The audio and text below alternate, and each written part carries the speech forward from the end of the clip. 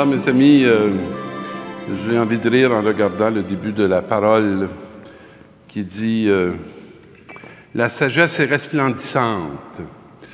Alors, j'ai le goût de dire « La folie est séduisante, mais la sagesse est resplendissante. » Et elle est inaltérable.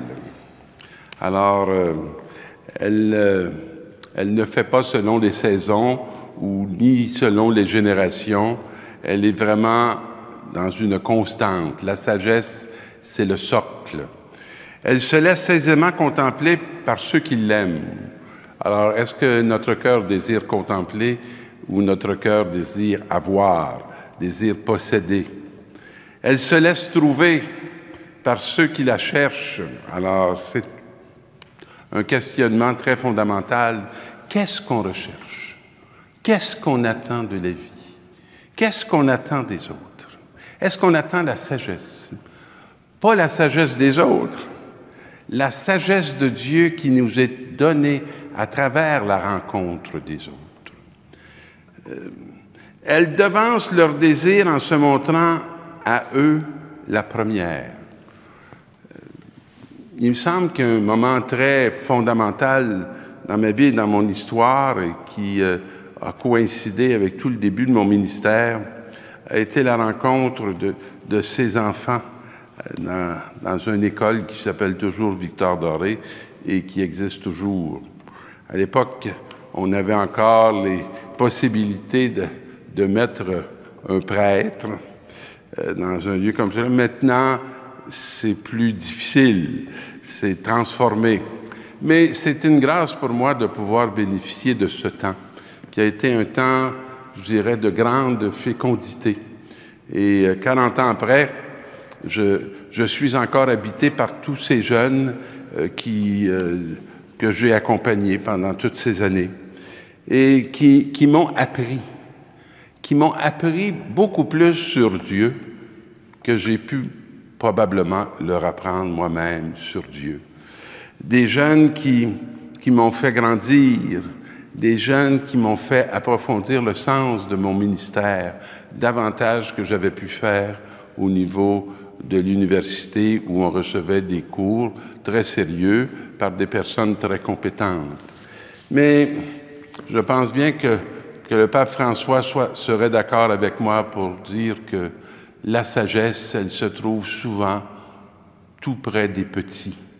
Parce que ces petits, ils nous tournent non pas vers eux, ils nous tournent non pas vers nous, mais ils nous tournent vers Dieu. Ne plus penser qu'à elle prouve un parfait jugement. J'ai tellement cherché dans toutes ces années devant la réalité de ces petits que j'aimais. J'ai tellement cherché ce que Dieu disait. J'ai tellement cherché pourquoi ils étaient marqués ainsi dans leur corps et dans leur chair.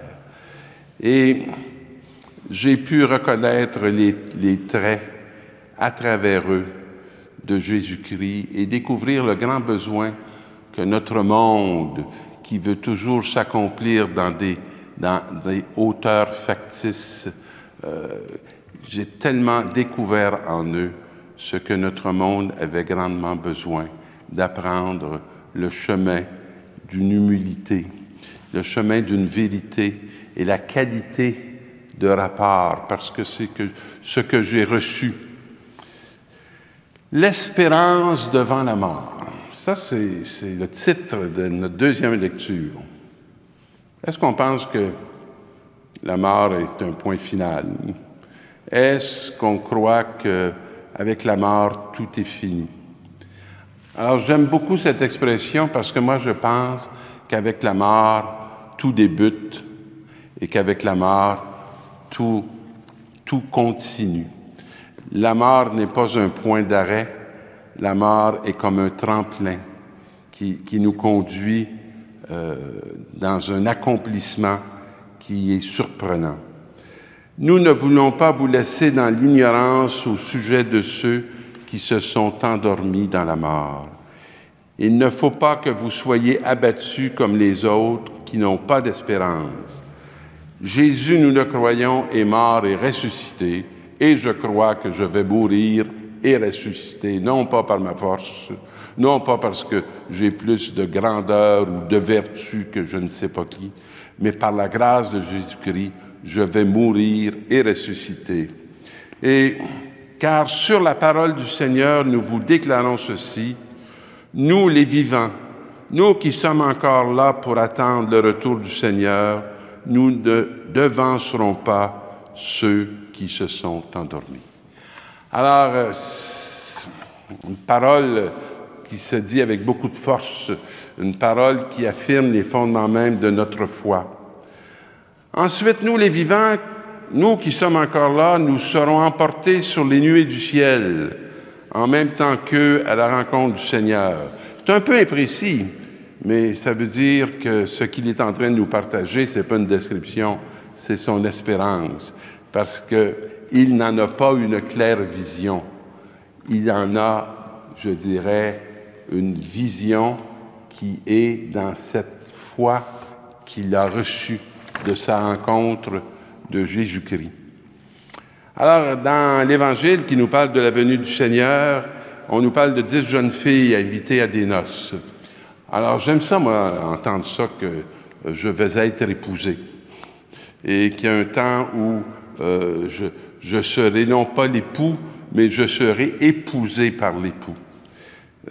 Et alors, ces jeunes filles prennent leur lampe et s'en vont à la rencontre de l'époux. Et 5, on nous dit, sont insensées. Pourquoi qu'elles sont insensées? Probablement pas une question de quotient intellectuel. Elles sont insensées parce qu'elles ne sont pas prévoyantes. Et 5 étaient prévoyantes. Alors, elles avaient pris une réserve d'huile pour maintenir la lampe allumée. C'est quelque chose dans une vie de maintenir la lampe allumée. C'est quelque chose de toujours avoir la juste vision et d'être capable de discerner à travers les événements et les épreuves avec clarté que l'époux est là, que l'époux est à la porte, que c'est le moment où on est choisi. Et donc, on nous dit que les 10 jeunes filles vont s'endormir. Alors, c'est intéressant dans cette parole-là, parce que les autres, on nous dit de ne pas nous endormir, mais dans cette parole-là, on dit que les 10 jeunes filles s'endorment. Et que se passe-t-il? Au milieu de la nuit, un cri se fit entendre. Connaissez-vous les cris de la nuit dans vos vies qui se sont fait entendre? Est-ce que vous êtes bien éveillé? Est-ce que vous êtes bien conscient qu'on ne peut pas vivre une vie d'homme, une vie de femme, sans qu'il y ait des cris au milieu de la nuit? Alors, les insensés demandèrent aux prévoyantes, « Donnez-vous de votre huile, car nos lampes s'éteignent. » Les prévoyantes leur répondirent, « Jamais cela ne suffira pour nous et pour vous.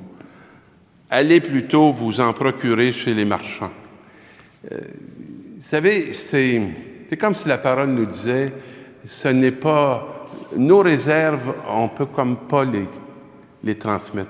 On ne peut que les faire, on ne peut que les prévoir.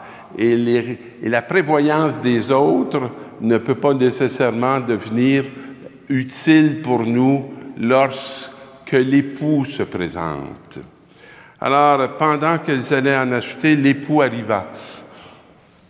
Alors, c'est raté un moment.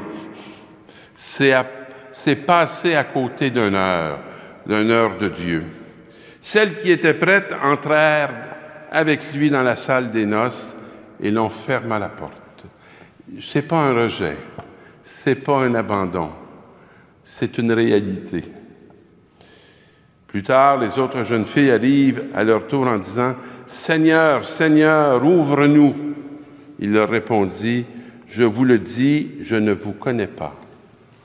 Veillez donc, car vous ne savez ni jour ni l'heure. » Alors que ce grand désir de recevoir et d'être prêt pour accueillir l'époux soit suffisamment dans nos cœurs pour que nous soyons prévoyants et que nous préparions nos réserves à nous donner ce qu'il faut pour vivre le passage.